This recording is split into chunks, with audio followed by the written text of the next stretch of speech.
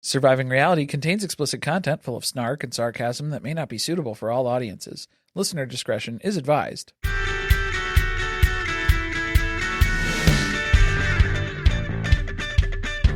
Hello and welcome to Surviving Reality. I'm Corey. And I'm Carly. We're off to a great start. Yeah. You can't get it out of your head? We were singing some tunes before we started. Yeah, but we can't. Well, not this song that's playing right now that you're hearing, dear listener, but we had Warrant Cherry Pie. It has been a running joke for us with Lydia's socks on their moving announcement. Zach and Lydia moving to Colorado.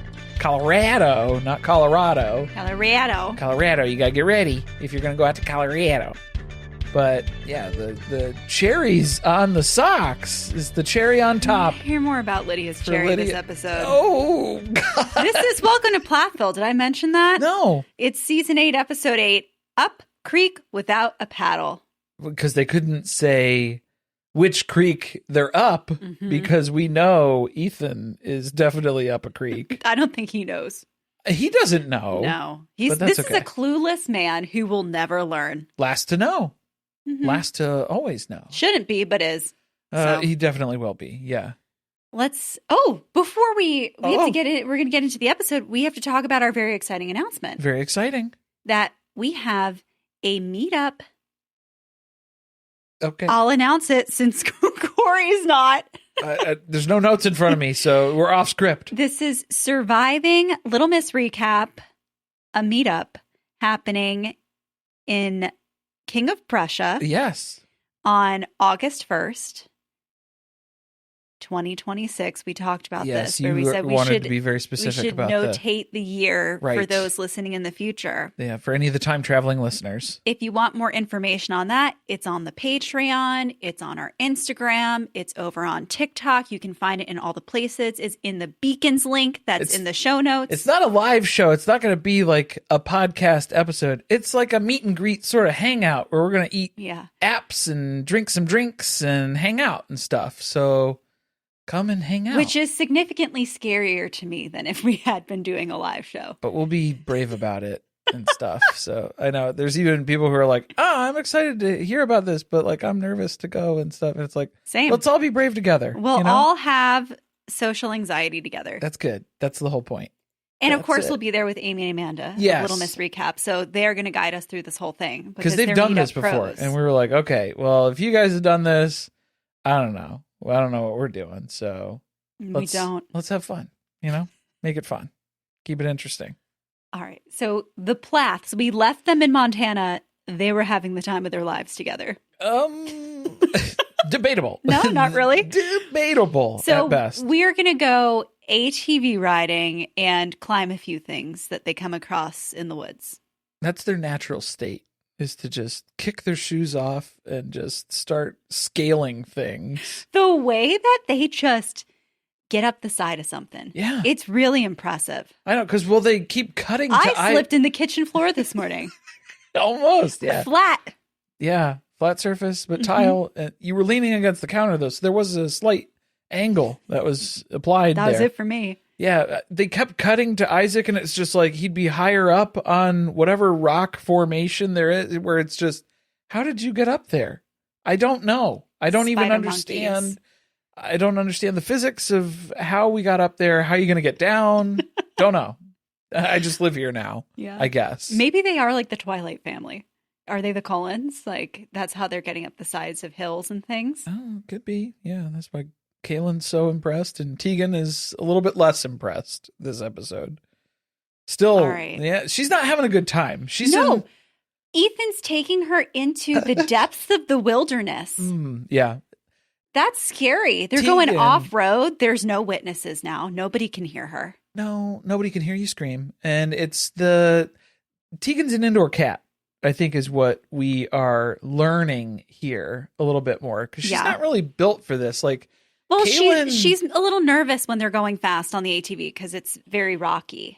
It's a little bumpy. Or bumpy, it's whatever. It's not a paved road. Yes, you are off-road.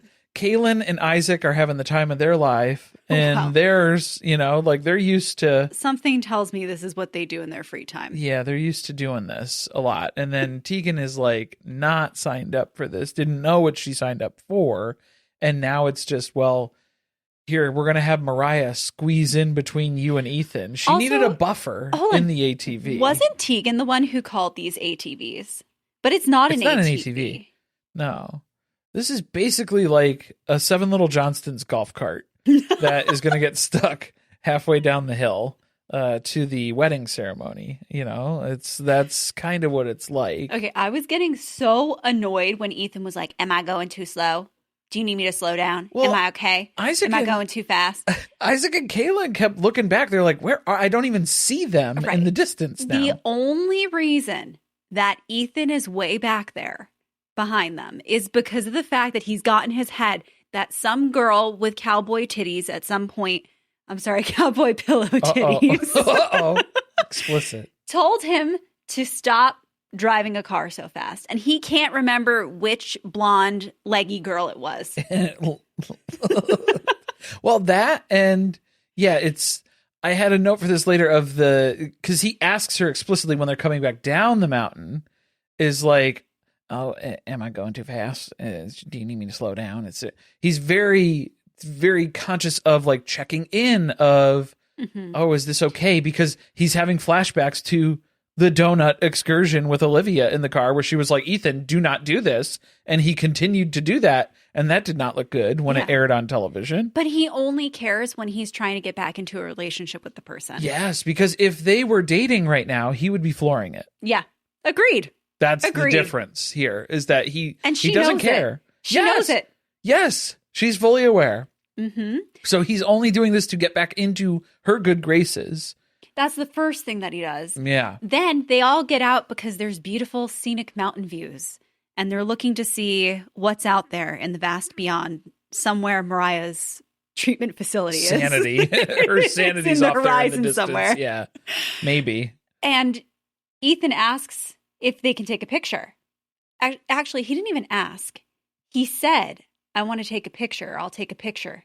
Well, I think it was the way it was proposed was he was like, oh, we should take a picture, I think. Or like, could we take a picture? Yeah. So I think he is pitching the idea. You're saying was consensual, but she said he was no. asking. He was asking. He was proposing it, and she said no. Like, no thanks. Because that sounds like that's too much of like a couple thing. And we're not a couple.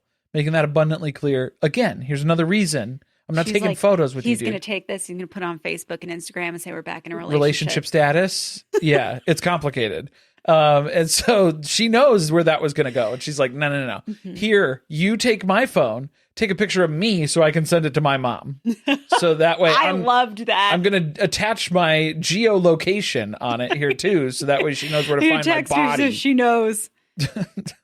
Check in with me in about 25 minutes to see if I'm still safe. Yeah, because that's the other part of this is where it's like they're going up and down the mountain. They're walking on some of the trails and stuff. And anytime Ethan is behind her, she's like, dude, you're too close. I don't like you being so close behind. Like, it's making me uncomfortable. Am I imagining that in one of the, either it was before the season started or it was the mid-season? It was the preseason We got a preview of this episode, and she made a joke about him wanting to push her off the mountain or something. Well, they had that sound clip of her saying, I don't feel comfortable with you behind me. Like, I don't feel safe with you behind me when they were up, like on top of the rock. So that was why it was. I just put those pieces together. It was being a little bit, it was being presented in a more threatening way than it actually was here. Because this was like when they were menacing. On the trails. It is still. And also, it's just, he's a looming presence where she's like, oh yeah, he was very protective of me physically and emotionally. And it was like, really? Ethan Plath was? That's what was happening in your relationship? That's your assessment right now? I feel like she's really stretching to come up with nice things to say about him. Maybe that's it. Yeah. Well, also to ask to take the photo up here on top of this view, this is where it's weird too, because like they didn't take pictures when they were together. Mm-hmm. That's something that Teegan's recalling here, where it's like Ethan's even remembering too, where he's like, oh yeah, all of the effort in the relationship, especially like taking photos and stuff, that was all her. She would always bring the disposable camera to take photos. What? I bet you he acted like he couldn't take pictures because he's not familiar with phones. And so she was like, here's a disposable camera. I have a solution. I'm always really bad with technology. And he still didn't take pictures. Still wouldn't do it. Mm-hmm. No, I thought that he was saying disposable camera, and I was like, do you mean Polaroids? Because the stuff that you guys were taking pictures of, you didn't want to take that to get developed anywhere? You know, it's not helping to dispel the OF rumors. Especially when she really, really, really, really either wanted or needed you to take photos of her and you wouldn't. I can't get the angle right in the mirror. Not from I can't bend that way. Yeah. So I need you to do this. But this is another thing that's added to the list of things that's annoying her, because he didn't fix any of these things when they were in a relationship. No. And then it sounds like he routinely does this where he just goes off grid, like does not reach out, doesn't try to fix anything. And here he just pops up, moves to Wisconsin, and now he's acting like all the things that he ever did wrong in a relationship, he's here to fix them. Right. Well, and then I think that's the other scary part, is where it's like, the effort ends the moment you get back together. Yes. So I think she is fully aware of that too. And that's why she's like, I am not interested in rekindling any sort of romantic relationship between us, because that is when the Ethan Plath that I know, who I cannot trust and cannot rely on, that's when he will come storming back into my life. Mm-hmm. He can't wait to reappear. Oh yeah. He's like, I don't know how much longer I'm going to be able to keep this up because I am stressed out to the max at this point, basically. I'm not going to be sexually able to frustrated.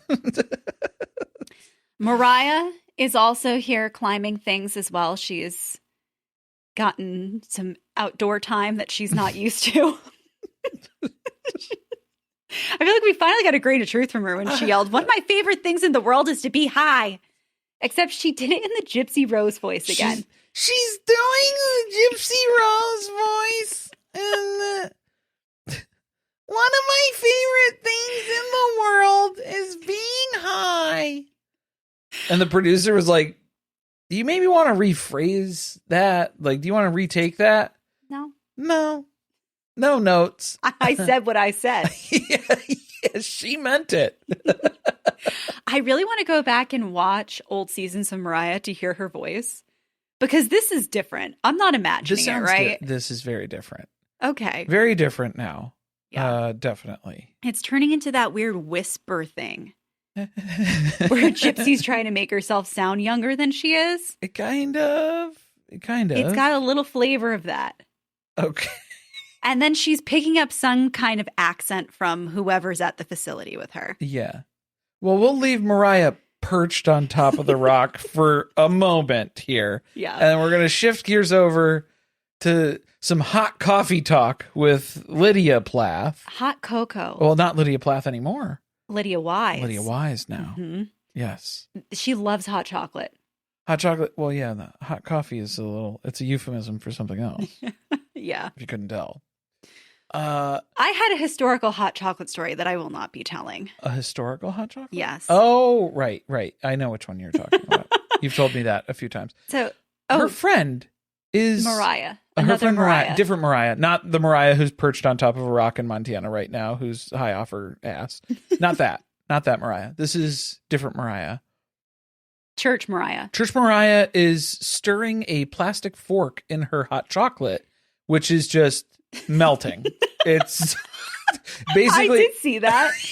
And yeah, first, I was like, did they have no other silverware? You are at a coffee shop. Like, there are plenty of utensils. A wooden stir. Yes. Like, there are plenty of utensils for you to, if you want to stir something, you could do that. I think she thought she would fish the marshmallows out with the fork. But it was like whipped cream. Was it marshmallows? They were marshmallows. Okay, they were mini marshmallows. Just kind of frothing up there. But like, I don't know how much of that. She basically has made her own immersion blender. So by now. Well, that's what I was going to say was how much of that is just melted plastic now? Just it's forever plastics that are just floating around in this cup now. It's just wilting over and melting actively. It's just not a good spot, not a good place to be. But that's where we are. That's what we're doing. Well, she's too distracted by all the hot tea. Yeah. I don't even care what's going on over here. Is she a producer plant? How many Applebee's gift cards did they pay her? That's a lot. To get her to ask the good questions. They were like, hey, we need you to talk about it. You're the only person in Lydia's life who would be comfortable talking about this on camera. You're okay with this? Yeah, good. All right, let's fire it up. Hey, how has marriage been, Lydia? Specifically in the carnal sense. Well, she tried to skirt around it first. She was like, we had a lot of challenges at first. I learned that I shut down. I'm not good at confrontation, and Zach's not like that. So that's been a real learning curve in our relationship. Right. Something that the other family members would really benefit from if they would make the same observations about themselves. No. We're not a self-aware bunch. That's not what we're doing. No introspection. That's not what we're here for. Not allowed to happen. No. And she's like, okay, great. How is it going from having your first kiss to having sex? The P and the V. What's that like? But now it's blessed by God. So that's why we're okay. It was amazing. It's spiritual. Yeah. It was spiritual awakening, a spiritual experience. Yes. Zach told her, I am here to serve you. Whenever that time comes, if you want to wait, I don't know, a couple days, maybe a week max. A week. I can do that.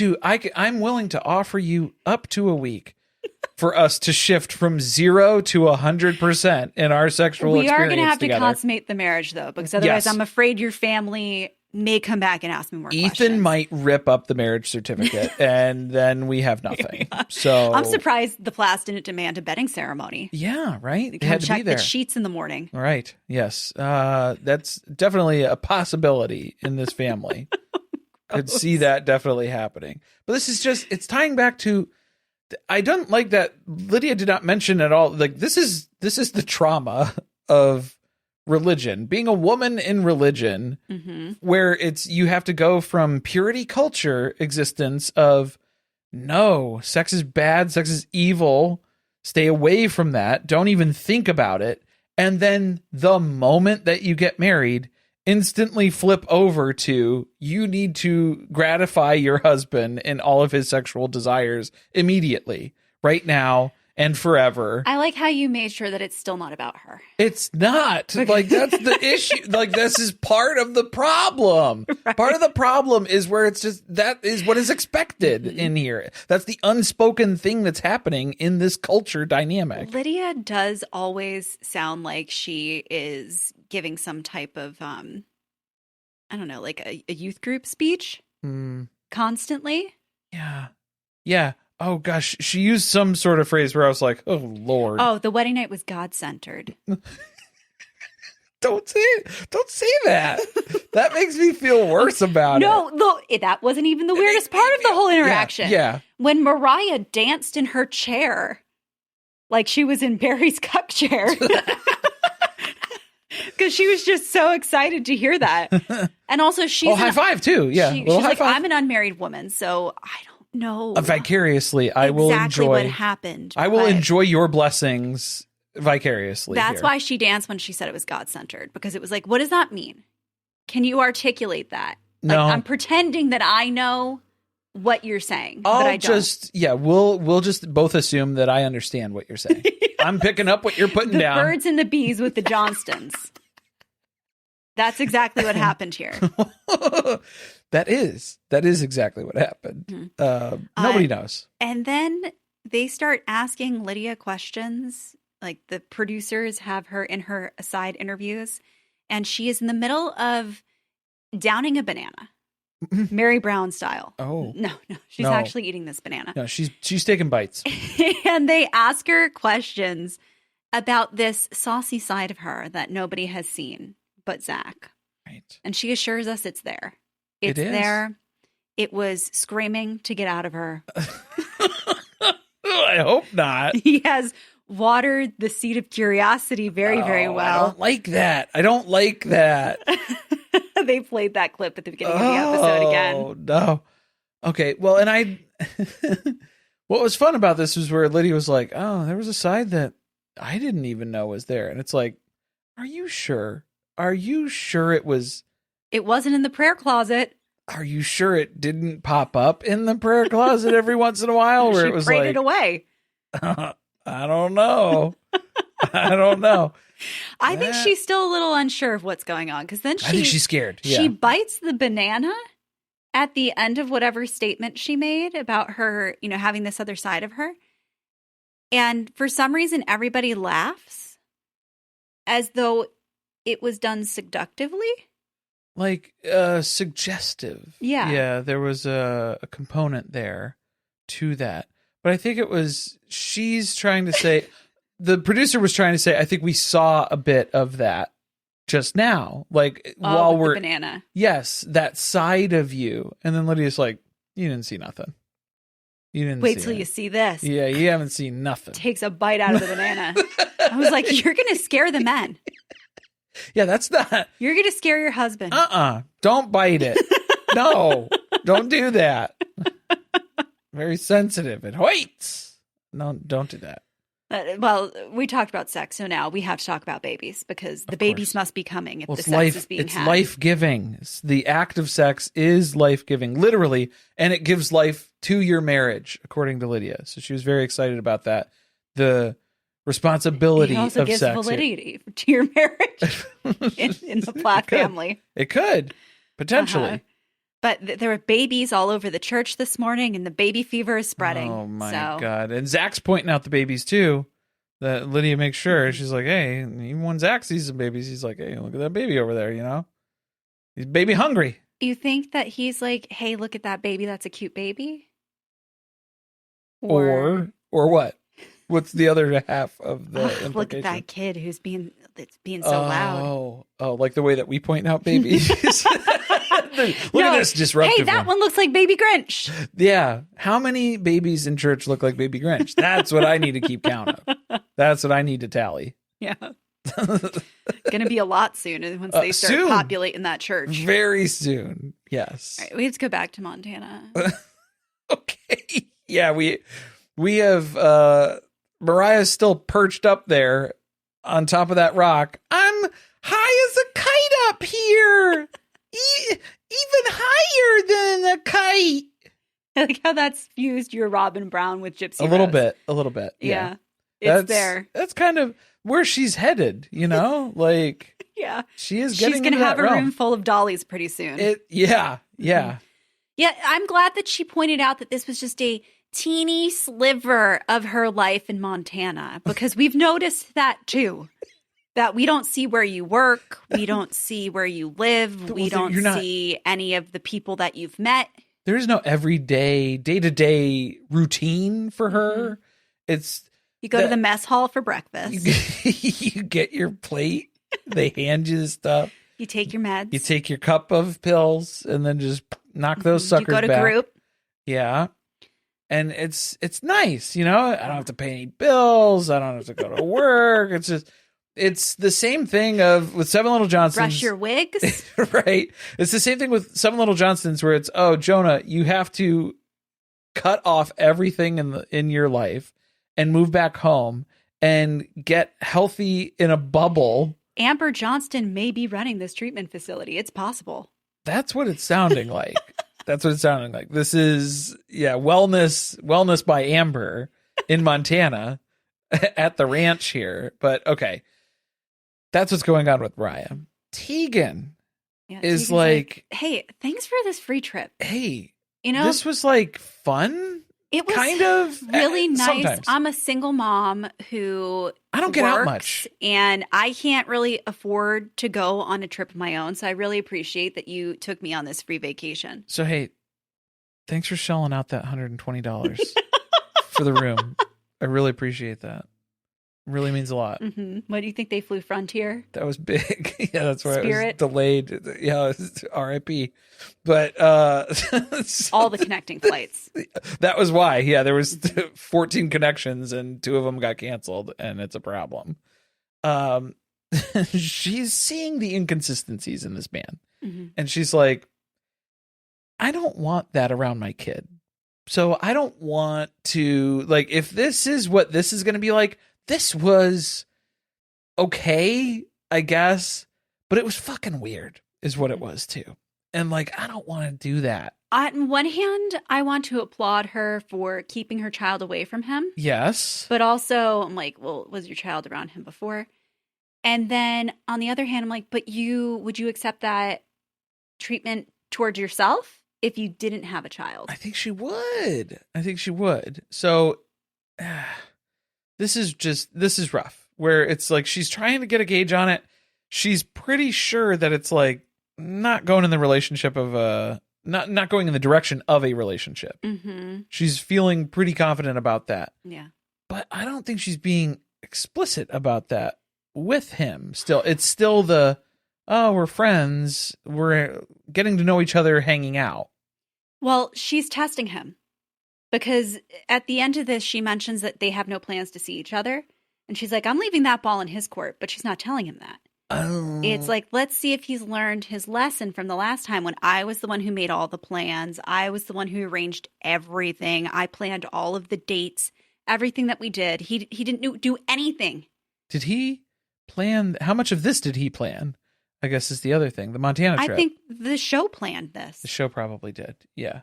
Yeah. This man is not capable of booking an RV and cabin resort in the wilderness of Montana.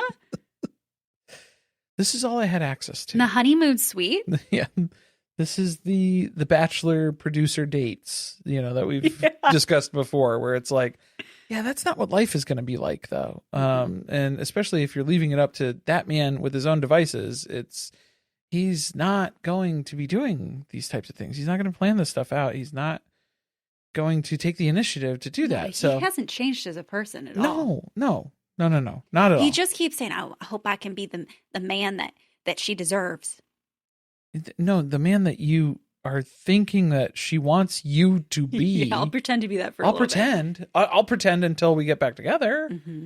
And then I'll impregnate be me. her or something. I'll snap back to me again. Surprise. I'll trap her. So Isaac and Kaylynn are looking around. They're like, man, it's beautiful out here in Montana. I might just pack up and move here. I'm going to pack all those peanuts up. That's a lot. Hey, if my you can airplane, my peanuts, and I'll move right out of here. Mariah's like, oh, okay. I haven't had enough group therapy yet for all. Maybe don't all of you come out here at once. So, Isaac, she was only mentally prepared for a 72-hour trip. A couple days. That's as long as she's allowed to sign herself out. Right. Yeah. So she's like, I can't pretend the facade I'm going to have to put on if I had somebody here with me full time. I need to check back in at 7 p.m. or else I'm AWOL technically, and that's going to be a big problem. I'm going to lose my bed. Yeah, lose your spot. Oh, man. But, okay, Kaylynn was making it clear. She's like, maybe not to live here.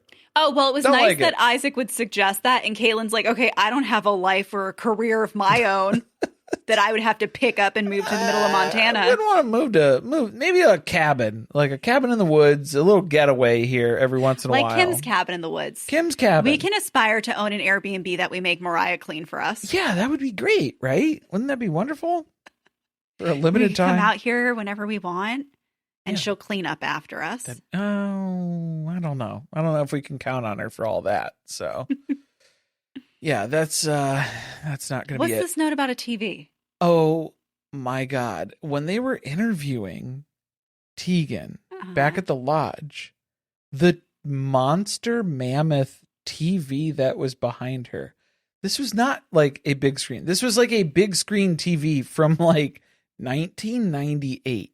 Where it's like a rear projection. One that's a whole box? It's like a huge box set television that is just enormous, like the size of a wall. So is this the theater room that they couldn't find the first day they were here? See, that's where Ethan was like, I got to sleep on your bed, sit on your bed. We got to sleep with you in your bed. We got to do activities on your bed if we're going to watch this movie together. Yeah. Ethan probably went and unplugged that TV punched it, and then it stopped working, and he was like, Punched "Oh, it's out of order. We're gonna have to watch it in your room, I guess." Devious. Oh man, but yeah, go look at that TV. It's like a Honey I Shrunk the Kids moment where it's just like, good Lord, this thing's huge. I don't know what's going on, but we'll take a quick break here, and then we've got Ken and Kim talking about some health goals. You don't want to miss it. Do the cackle. I don't know if that was before or after the break. I don't know. But we're here. We have KK, Ken, and Kim. Okay. Live and Love are climbing a tree while Ken and Kim... Is it Live and... No, it's Laugh and Love. I'm sorry, Laugh and Love. Yeah. Yeah. Lives at work, probably. Yeah, she works full time now. Yeah. She's still teaching country line dancing, gymnastics, all the things.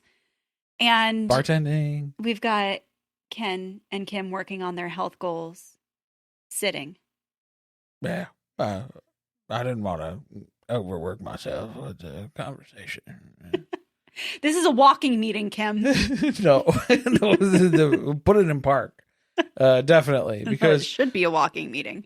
Ken is comfortable. He's comfortable here. Yeah, he's like, I finally moved all of my That's why I moved my racist figurines in. I have all my folk art surrounding me. He's planning to die on Kim's farm. Yeah, I'm ready to be buried under this tree after this conversation, actually. But like, he's confronting Kim. It's a tough conversation to have because this is kind of like a deal breaker for KK Ken. This is a big deal. Mm-hmm. You got to lose some weight. You got to trim some of the fat. He tries not to outright say that at first. Well, but we all know what the conversation's about because we saw Kim didn't have her Vitamix blender and it was the end of the world.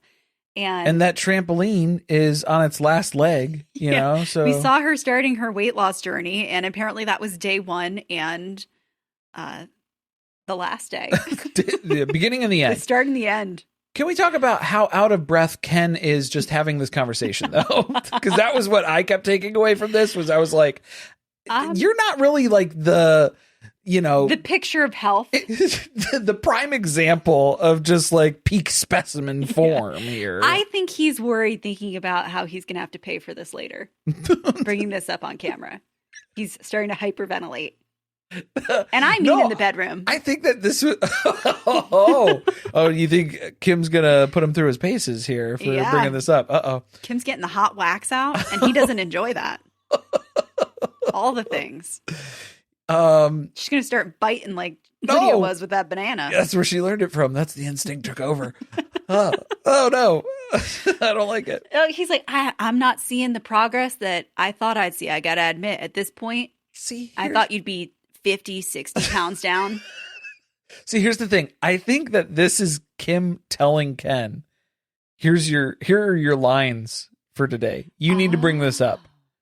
You think that's why he's nervous? Because he's like, washed off my hand. Yeah, he doesn't have his crib notes script on his hands. And then also, this is just yet another way for Kim to ensure that Ken looks like a worse person than everybody in this family. Which has been happening. That is her consistent. Goal. She is doing this intentionally. Because that's why it's like, how is KK Ken coming out squeaky clean after all this stuff that has come out with all of his posts on social media? Oh, yeah. She knows people already hate him. Well, and that's the thing, is where it's like, how are the Plaths getting more blowback on social media than KK Ken? So I think she's really he changed his privacy settings. Yeah, he finally figured that out. But she's like, okay, I got to bring this out on the show. So like, we're going to have him do this stuff. So I think she's telling him, yeah, it's for storyline and whatever. It's just for drama. I don't care. I think she looked mad. So maybe he went off script. He might have gone off script. Yeah, he improv'd a little bit too much. He embellished. Yeah, and then it was, She'd be like, now you're saying some things that I'm not okay with. You struck a nerve. Yeah, now it's, it's getting a little too real for me. Mm-hmm. I don't like that. It's like, I got to admit, Kim, when I saw you put the sherbet into the... the sherbet. The sherbet into the glasses on Thanksgiving. When you put the Shamrock shakes together, and it was, I got concerned. You're going to get the beatus. You're going to get diabetes. Because what if you get the beatus? Oh, this is what not, if you, we're not, I'm not here. Sickness and health. I'm here only for health. If you get diabetes, if you become bedridden, I'm not here for it. No. That's a lot for me to do and deal with. I'm not ready to be a caregiver. No, I need like an active participant in this relationship. And we already married off Lydia. That was a big blow to the staff morale. Yeah, for sure. Around the farm here. I think he's already doing all kinds of stuff for her. And that's why I can't add anything else to my list. She got me feeding all the farm animals. I'm cooking all the meals. I'm juicing. I'm nonstop juicing, if we're being honest. I'm taking Live, Laugh, Love to school every day. They don't go to school. Never mind. Wherever they go, their activities. No. So then this is where Kim's like, yeah, I guess, I mean, it has been Barry's fault. I've been so stressed. Okay, well, first she said that she was too busy. And I was like, no, her first excuse was, I'm old. I'm in my 50s. I'm trying to lose weight. It's harder to lose weight. I don't lose the weight like I did in my 20s and 30s. And Ken's like, well, I think a lot of that has to do when I walk by the exercise room and it hasn't been used in a week or two. That's when I think she got really And then mad. she was like, yeah. See, this is the hard part, though, when you're trying to lose weight and then your partner tries to hold you accountable. And at first you told them that you wanted them to hold you accountable, and now you don't anymore. she changed her mind. So this is the most relatable that Kim Plath has ever been. She changed her mind, and she's regretting it now because she's like, yeah, thanks for Ken's been marking off on his calendar every day that she's not been in the gym. Thanks for keeping me honest. Well, then she was coming up with excuses too of, there was that one day where I had to go to Tallahassee. All the cats needed to be fixed at the same time. All the cats needed surgery simultaneously. And I had to go back and forth from Tallahassee multiple times. And he's like, cool, that was one day. It's been years. So what about the other 1,000 days that we were talking about here? No. Those were Barry's fault. The rest of them were Barry. Because usually what happens is I get a little bit stressed thinking about my lack of finances. I'm struggling here. The divorce. We're all over the place with paperwork. I just chug a bottle of wine and black out. Okay? That's how I unwind. But that's not my fault. No. That's all because of things Barry has done to me. Look, it's how I relax. Okay? I know. Is that the healthiest thing for me? Probably not. I don't know how many calories are in a bottle of wine. I don't know. I'm not keeping track. I've never logged that. No. Don't ask me to. I don't know the macros in it. Yeah. Oddly, Barry did not have the same problem. I guess Barry wasn't as stressed about the divorce. Barry went the opposite direction. Yeah. Totally different. So went to the gym every single day. This is where revenge bod. KK Ken is like, all right, if not for me, then for your kids, like, get healthy. And she's like, get fit. Okay, that's even lower on my list. You're not sweetening the pot You here. should tell Kim to do it for herself. Well, that's who she puts first. Finally, Kim decides to put herself first because she hasn't. She hasn't at all. Not yet in the series, right? From when she... Mom Springer wasn't Kim putting herself first. I can't Not wait for the her dance studio, not buying a boat, a houseboat that you're living on allegedly, but not because you're living at your Florida boyfriend. While her kids are still in Cairo. No, it's all of this stuff where it's like, yes, you do. And guess what? You're still selfishly picking yourself because you are constantly doing this where you're saying you want to better yourself and then you don't. Yeah. I don't know. Maybe she'll get motivated if he gets the squirts out. The squirts. Her mom Springer squirts. Oh, no. I think that's what KK Ken is excited about. He's like, remember when you used to wear those sexy skirts? Squirts. They were not skirts. He doesn't know the correct term. He doesn't know. He couldn't figure out why he couldn't get you. Actually, I don't like those at all. But it's time to sweat for the wedding. And commit to keep pushing each other to the limit here. Yeah. They're not engaged, just to be clear. No. But he's like, I'm not marrying a heifer. So if you lose the weight, Kim, we can get married. For better or worse. That's KK Ken's words, not mine. I don't want the worse. I want the better. And yeah, not sickness and health, just the health, please. That's all I'm signed up for. So what a heartwarming story. Let's get healthy. Let's go for a walk to celebrate then. Yeah, we'll start sweating it out here a little bit, maybe. Probably she not. pushed a few trees over, remember? but she was struggling, logged? though. She was struggling. Yeah. And also, yeah, I'm surprised that didn't become an excuse where she's like, I have to keep my weight up because otherwise I'm not going to be able to push the trees over. There's not enough mass and density here for me to just knock these trees over. There's a lot of science to it. There's a lot. Yeah, I don't want to get into it all. It's very complicated. Don't worry about it. All right, so in Montana, Teegan's now gone. She left. She went back home. That was always the plan, was she was going to leave the trip early, and then they were going to stay for a couple extra days with Moriah. She was only committing to a few days, a couple of days at best. So Ethan is meeting up with, it's Moriah, Isaac, and Kaylynn. I almost called her Teegan. That's not it. No. Her twin. Same diff. Whatever. Thing 1 and thing 2. And so the conversation in this, because Ethan just kind of like rolls up, and then they're trying to check in with him about like, oh, did Moriah ask, oh, did Teegan make her flight? And he's like, no, I think so.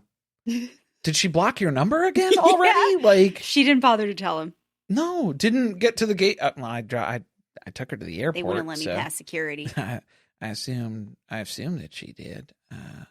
She didn't call me back. These are all, I think, pretty normal questions when you're trying to see like what's going on. It was weird, right? We spent a couple days with your ex-girlfriend. Are you guys like maybe getting back together? Like, was the trip good? Was the trip bad? Did anything change from this trip? Or are you in the same spot where you were prior to this trip? Isaac is asking that. And Ethan's like, oh, I don't know.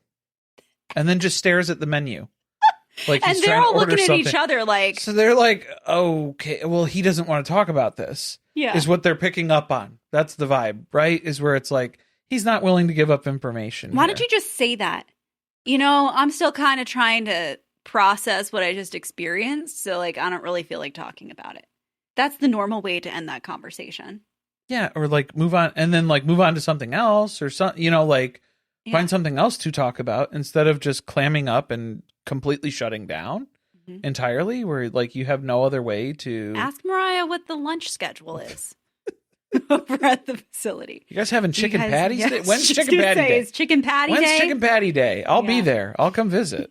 Yeah, you let me know, and I will be there, knocking the door down and get out of the way. Isaac didn't even know what to say back to me. He was like, yeah, sometimes you don't know. I guess you just take it day by day. Yeah, take it day by day. It was very King of the Hill, where it was everybody was sitting there just going, "Yep, yep, yep." Mm-hmm. That was it. That was it. That was the whole. That was scene. them. Someone animate this. Just them in the alley, all holding a beer. Yep, yep. Mm-hmm. Mm-hmm. Yeah. Kaylynn tried to break the tension, which made the whole thing even worse. Yeah. Because she's also got hot chocolate with whipped cream in it. That's the theme for this episode. Hot chocolate. That's what's going on. I know. Okay, so she's like, I want more whipped cream, even though there was a lot in it. There was a significant amount. It seemed, but a good amount, right? It was decent. What it should be. Yeah. And Isaac's like, yeah, you should get, well, first of all, that was a lot of whipped cream, but it wasn't where I'd prefer the whipped cream be. You should have saved some for later. We should have scooped some off and then took it back to the room for later. And then Ethan was just like, no. How dare you? Ethan started to look enraged. He didn't look as mad to me. He looked I thought he looked stunned. mad. He looked stunned and shocked. Moriah was shocked. Moriah was shocked. There was a good reaction from her. Pinpoint pupils were as wide as they could get. Her glued on eyebrows were like, blah, blah, blah, blah.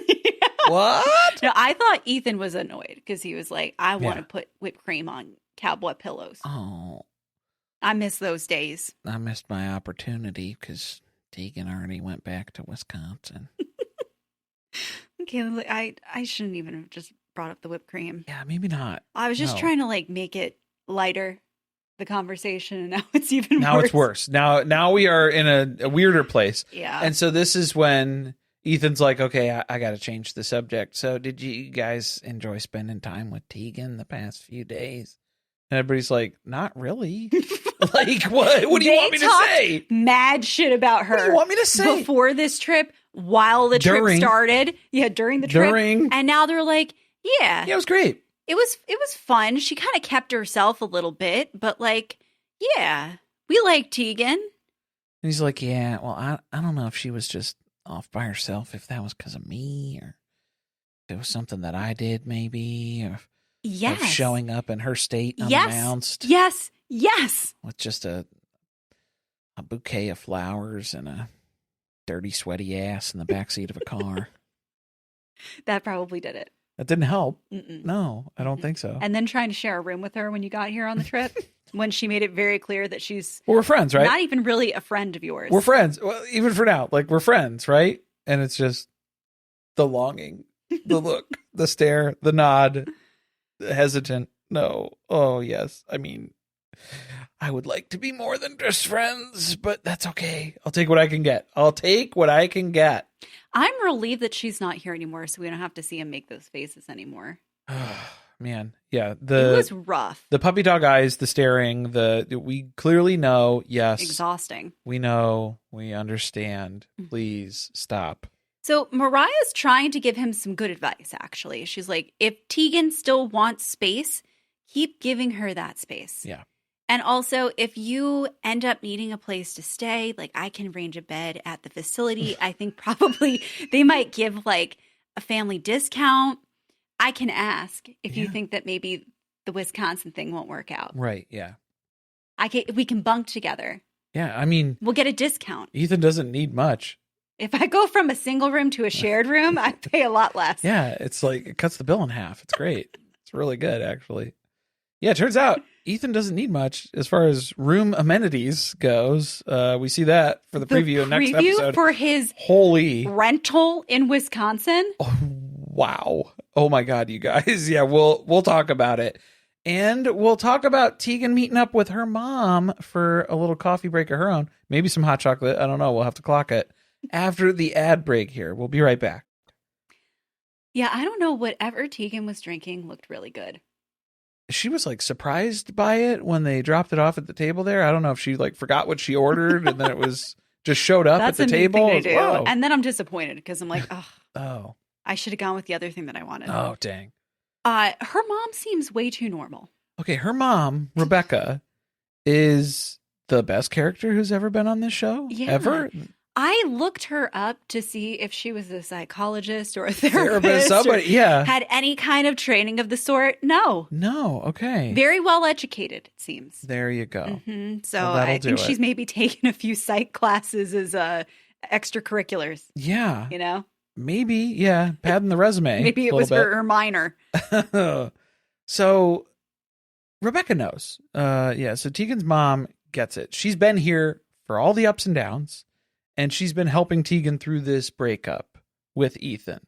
So she knows the nitty gritty details. She knows what's been going on. Wow. She knows where they stand. Rebecca, can we get coffee? Yeah. Can you explain to me like what's going on with this actually here? Do you agree that there's more to their breakup? Yeah, there has to be. Mm-hmm. There has to be. Yeah. Other elements. We're getting here. a made for TV version of it. Yeah. Or what they're agreeing to talk about on camera. So they went on this trip together, and that was sometime between after Thanksgiving and before Christmas. Yeah, and then now she's meeting up with her mom. This is 2 weeks after Christmas. Yeah. So it's like New Year's, the week after New Year's or something. They haven't seen each other since Montana. No. Haven't talked on the phone. She is like intentionally friend zoning Ethan since the trip. And like sometimes they're texting. They're not really staying in communication as much. I don't think she's putting in effort. I think that was her thing. Point, is that if I'm not the one who reaches out, he will not get together with me. I think that's it. Is that like after the Montana trip, she was like, okay, I'm going to take a back seat because I mean, Ethan's usually taking the back seat. I'm going to take a back seat to reaching out and facilitating this and see where this goes. What was this man doing? I don't think there's been much. He has no family or friends in the area. He's working. He did get a job. And that's all. He's not decorating his apartment. That was literally all he said that he was excited and looking forward to when he got back from his trip to Montana. He's excited to go to work in Wisconsin. He can't wait to go to the garage and work on the cars. That was it. That was all he had. That's how he works through his, he doesn't work through his emotions. He doesn't work through his emotions. That's how he distracts himself from his emotions. That's it. That's what it is. So they did actually see each other one time, but it wasn't them getting together to spend time together. No, it was Teegan inadvertently had asked because like through conversation when they were randomly texting, Christmas was coming up. The holidays were coming up. And she was like, do you have any Christmas plans? Like, are you going back to Cairo? Or are you going down to visit your grandparents? Just stay here and sulk. Are you going to go visit your grandparents in Minnesota? Like, you have family kind of close by? Like, are you going to go do that? No, I don't have any plans. I was just going to sit in my living room and stare at the wall. So she feels kind of bad about that. That's the whole point. His whole point is that he's guilting you into inviting him to your Christmas. Oh, it's not working the way he thought it would, though. No, because she's keeping her distance. And Rebecca, Teegan's mom, is like, yeah, no, Teegan's kid is there with us for Christmas. Ethan's not coming over for that. Like, we got a boundary in place. Ethan's not coming around this kid. How are they being so strict about this? Like, did they have a relationship before where her child was involved? I don't know. Or I know that, okay, so this last season, apparently, this is according to Olivia, the daughter's father, baby daddy reached out and was like, hey, can we have a conversation? Right. Tell me all the things I need to know about this man who's around my child. Yes. And they had a conversation. And I'm sure there's not a lot of good stuff. He was just like, okay, thank you. Yeah. And that was the end of anything she knew about what happened with it. But I'm wondering if something came of that, because they're being very strict about even allowing him back in the house because her daughter's there. When she was talking about it and Teegan saying, oh, and I didn't want him in the house by any means, they're talking about him like he's a stray cat, where she's like, I made him a plate of food because I felt bad, and it was the holidays and stuff. I'm going to bring it out to the stoop, but I'll bring it outside to him. I don't want him coming inside, getting all comfortable and like being around the kid and other family members. He is a hobosexual. It runs in the family. Yes. And so, but the way that she talked about it was just like, okay, this is the best I could offer you is I'm going to bring you a plate of food, drop it at a neutral location, and then send you on your way. Because most of the restaurants were probably closed. Ethan doesn't know how to make a meal. So he can't cook for himself. He wasn't going to eat that day, I guess. He just wasn't going to eat on Christmas. Everywhere's closed. He is just such a potato person. I can't handle that. What are you doing? You don't have a bed to sleep in. You can't make yourself a meal on a holiday. You can't even make plans to hang out with the girl that you want to get back together with. And this is where, like, Teegan can't wrap her mind around this either. She's like, all of these things, all of this stuff, when I was in love with him, past tense, was in love with him, I asked him to do all of this stuff, and then like he wouldn't do it, and then now he tries to do these things, and I don't want him to do this stuff now, and now he's doing it. I think this is a lesson that Ethan needs to learn. Well, this is okay, Ethan, if you're listening, or if somebody who has direct communication with Ethan and you want to pass this along, tell Ethan Plath to Google the behavioral disorder of what is it? The avoidant attachment style. You think that that's what he has? You're that is diagnosing him? 1,000% what this man does. Please look it up. Look that up. And then maybe Rebecca can print some information. Find as many resources as you can to work through that and understand how you are undermining yourself in all of your relationships. It's not everybody else who's unable to understand you and can't figure this stuff out. You are sabotaging. You self-sabotage in relationships. That's what happens. I think that's part of it, but the other half of it is that he doesn't take women seriously. I mean, he never took anything Olivia said seriously. He doesn't take anything that Teegan says seriously. And then when they actually break up with him, he's shocked. Okay, this is the messed up part. Is where it's the relationship with his mom is where it started. Oh, because that's what it comes down to with the Kimmy fucked them all up. It's messed up. So like it comes down to that where anytime there's a request, so a partner is making a request. Olivia is making requests. Teegan has made requests. Any of the history of that, what it comes across as women trying to control me. It's seen as an order. It's seen as something that he needs to do, there's a requirement. He's defiant. So then he doesn't do it because they told him to do it. So then you are ignoring a request from your partner. Your partner's not your mom. You need to hear that too, I guess, today. So like, he's no. never going to step foot in a therapist's office. He cannot untangle all of the, you have never had a successful relationship in your life is the problem now. Because it started with your parents. You don't have a good relationship with your parents. You need to come to terms with that. You need to understand that. Mm-hmm. That's why you're not able to navigate any of this other stuff. You don't have the tools to do that. You need to figure out how to do that. You're not doing it. Mm-hmm.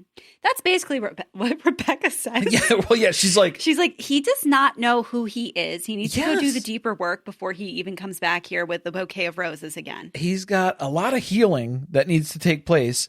And you, Teegan, cannot do that for him. Mm-hmm. There's nothing that you're going to be able to do that's going to fix what's going on with him. He needs to do that on his own. I am glad that Teegan has somebody reinforcing that to her and reminding her that there's something wrong with that man. What a read. Not something wrong with you. No. I mean, maybe we can work on our judgment because there was something wrong with him before you ever found him and you ignored all the red flags. But that's okay. You guys are apart now. You can work on yourselves individually. Yes. And it seems like Teegan has come to a better understanding of like, okay, yeah, this is what's going on. Mm-hmm.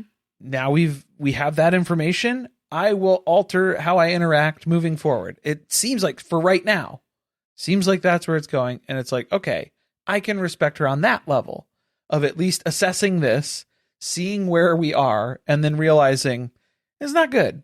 Yeah, let's not go back to that. I'm enjoying watching him try to do everything he can think of, which it's not much, but he's trying, and her shooting everything down. It's not working. It's not working for me because it's not an actual change. It's not real.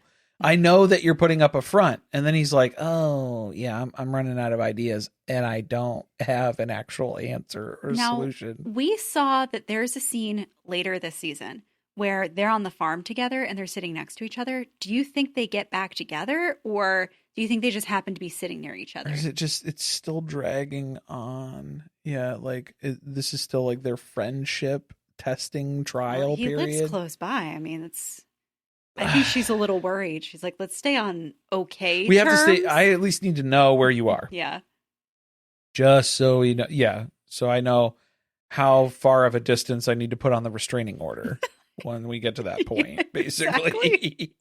So the problem here is that even though she's not entertaining anything of relationship stuff moving forward, she is kind of staying in contact, and where he was inviting her to come check out his rental. And she was like, okay, I'll be there. I'll come check it out.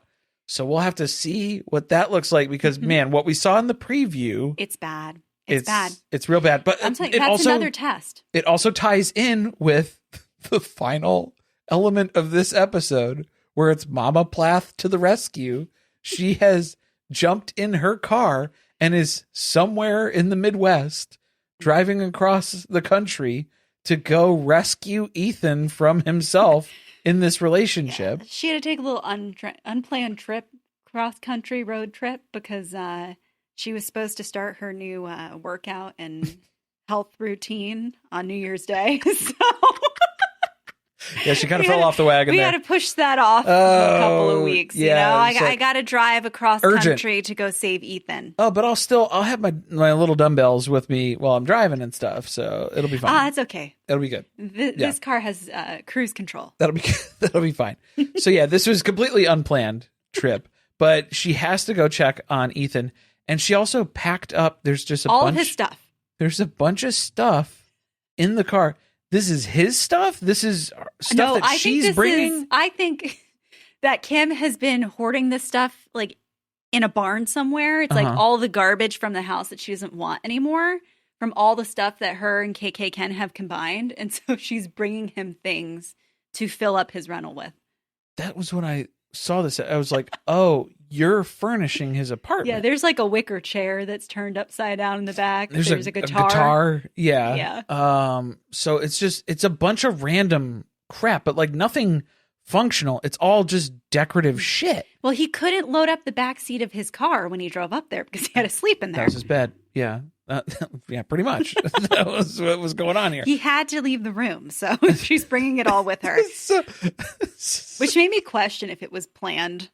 Well, no. Okay, this is the part. Because Mama Plath found out, she was like, well, I thought, if they would be getting back together and stuff, like they would spend Christmas together or whatever. But come to find out. He would have furniture because he's supposed to move in with Teegan. That's the plan. He wasn't banking on being in that rental for very long. It's an Airbnb. Yeah, let's be honest. So he's renting week to week. She found out that on Christmas Day, according to her, the Tomcat feeding plate situation that we had already discussed, because it's, again, Ethan is a stray cat. And like, don't feed him at your house. He will keep coming back. This was a different story though than what Teegan told. Yes. Okay. Oh no, so it's the same circumstance, but it's very different from Mama Plath's perspective. So she says that Ethan spent all day in his car sitting at a park waiting for Teegan to show up so they could spend time together. And when she got there, she brought this plate of food and just handed it off. Not plate of food. She called it a plate of leftovers. Well, so she didn't cook it fresh for him. To call them leftovers, it's like, well, the meal, no, that was... Because she didn't invite him to dinner. I get it. But like, that's different than the way Teegan described it. She said, we fixed him a plate. That's different than, oh, I brought some leftovers. That has a different connotation to it. Yeah, I feel like Kim's trying to make this sound like Teegan did not care about the fact that he was spending Christmas It was an alone. afterthought. Yeah. It was an afterthought, and it was, I had my good holiday meal with my family and the people that I care about. Here's your scraps from that. Also, Teegan said that he came to the house and she handed him the plate there. Oh, interesting. He came up to the door. Oh, don't feed him. So I'm like, don't feed the stray cat at your house. No. What was the story about him sitting at the park all day? Maybe Mama also, Plath why were you confused it. doing that? Maybe Mama Plath confused it with when he was planting the flowers. The romantic. Yeah, the romantic gesture with the roses. So that might have been like confusing a couple of different circumstances here. She had to draft up like the most sob story version for Ethan. And so that's what she landed on here. Mm-hmm. So she's starting to question, are they going to get back together? Because it's seeing a red flag. Little like... That's red flag for Wouldn't Kim. you be spending Christmas together with the person you love? Maybe this is Olivia's fault, though. It's most definitely Olivia's fault. Probably. She scarred him for life. She's the one who messed him up, not me. Yeah, it didn't start with me. He was perfect. When he met Olivia, everything was great. No problems. No problem at all. He had his head on straight. He had life figured out at 18. And once he met her, then it was, it's all bets are off. And it's all downhill from there. Real bad. Definitely not me, though. Definitely not a familial thing. I also kind of get the feeling that she's not a big fan of Teegan anymore because Teegan is making him do, even though this was all Ethan's own idea to move across country. That's something that Olivia had made Ethan do when they moved to Minnesota, where they had to move across the country to try to save the relationship. She sees Ethan doing the same thing over again. She's like, didn't work the first time.